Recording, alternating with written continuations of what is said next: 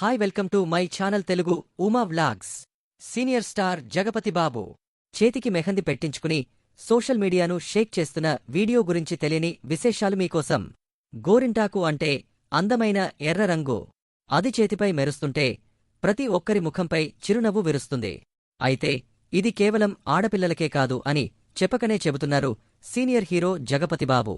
ఓ ఫంక్షన్లో ఆడపిల్లలతో కలిసి చేతికి గోరింటాకు పెట్టించుకున్న జగపతిబాబు ఇప్పుడు ట్రెండింగ్ టాపిక్ అయ్యారు.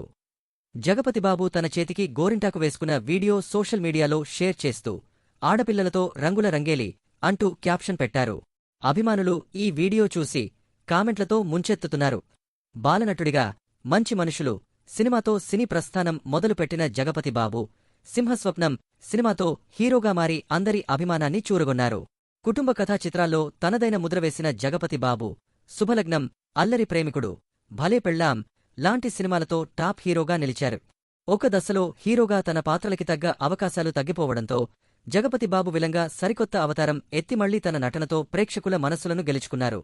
లెజెండ్, అఖండ, రంగస్థలం సినిమాల్లో విలంగా ఆయన పెర్ఫార్మెన్స్ అదిరిపోయింది. జగపతిబాబు అంటే కేవలం ఓ హీరో కాదు, నిజమైన ఫ్యామిలీ మ్యాన్, అందరితో కలిసిమెలిసి ఉండే వ్యక్తిత్వం. సింప్లిసిటీకి మారుపేరుగా నిలుస్తూ అభిమానుల హృదయాల్లో ప్రత్యేక స్థానం సంపాదించారు.